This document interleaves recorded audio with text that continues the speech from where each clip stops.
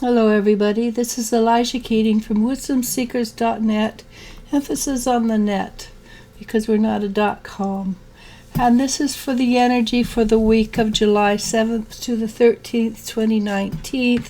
And it's for fire, which includes Aries, Leo, and Sagittarius. And should we jump right into it? And the first card I pulled was Strength. So for this week, for some reason or other, we're going to need strength. Let's see what that means. Maybe it's strength that we already have. I can't tell you. I haven't looked at the cards yet. But the first card is a really good card. The core, or the basis of this week, is the Sun card, which is joy and happiness, looking forward. Not looking forward, but looking up. And looking up is the symbolic of spirituality. We look up when we think of heaven. We look up when we think of God or the universe or the energy creator.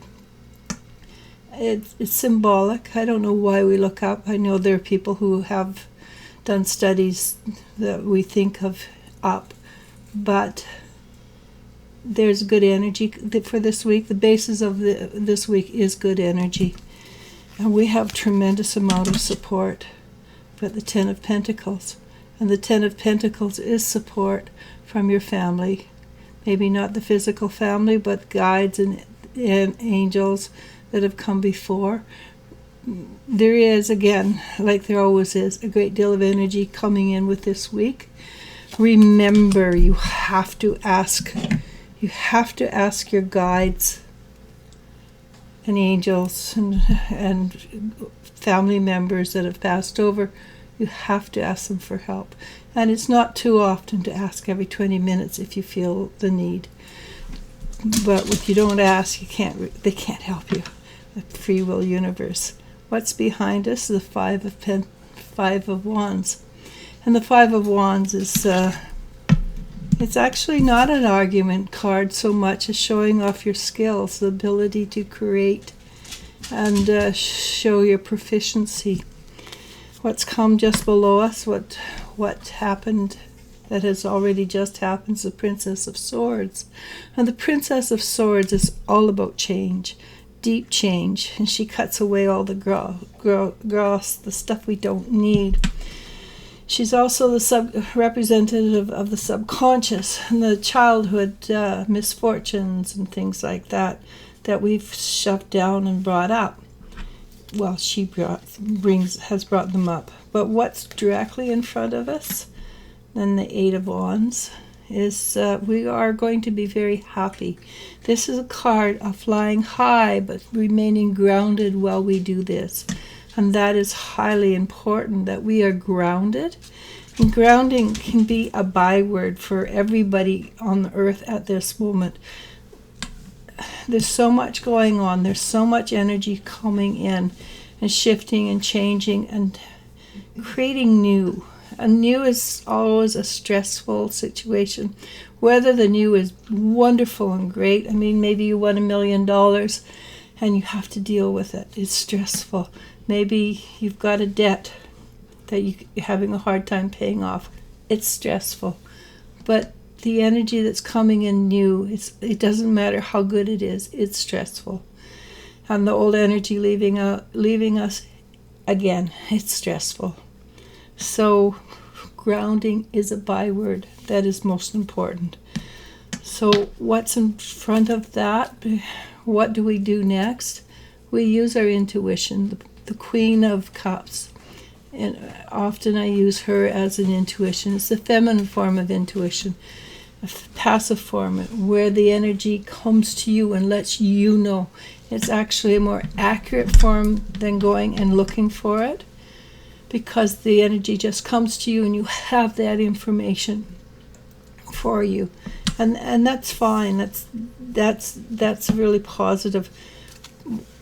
What will be supporting all this is the star or the goddess energy, and that's the feminine energy. But she embodies all forms. She loves all levels, the male, the female, the small, the big, She just encompasses like a mother energy, though she is kind of a little bit tyrannical in her energetics. So if you're being held by the goddess energy, she will support you. She will go after and look after you. She will go after those that go after you, but she will support you and everything you do. But, and there's the big quote, but she expects a great deal out of you.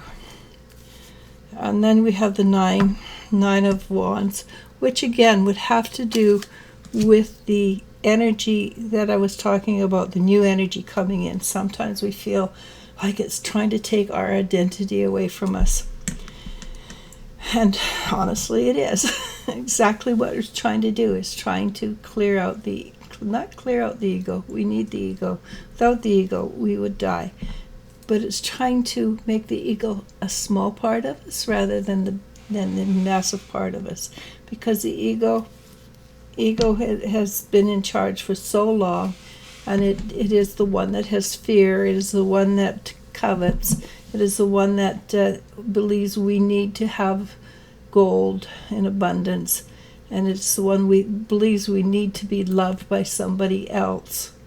The ego tries to support us in the best way it can.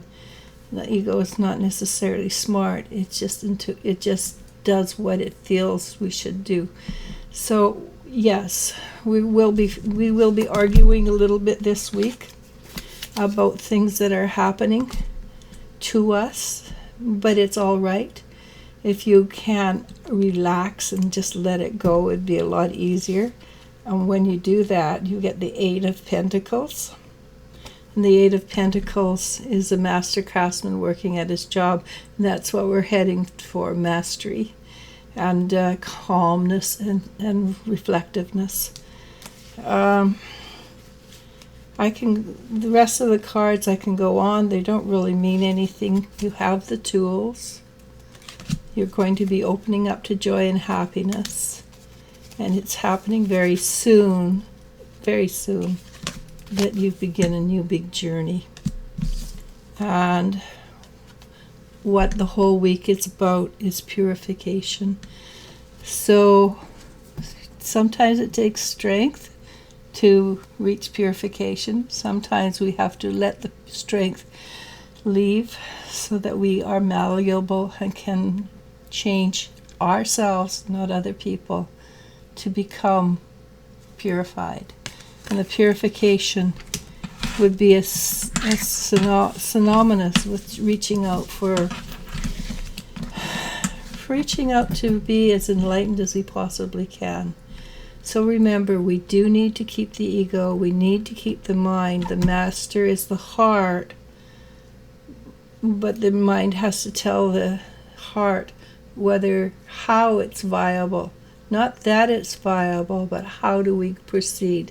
The ego has to go along and say, well, we don't want to drive the 10,000 miles an hour in the speed hopped up, whatever they are. Those, but we do want to get there in one piece, so we take a regular car and just drive regular speed limit. That's what the ego is all about. And the mind says, yeah, we take the car and not the hopped up speedster that they have on special race courses to get there. All right, I know that was a horrible simile. My apologies. But you're stuck with it this week. With that, namaste, namasko.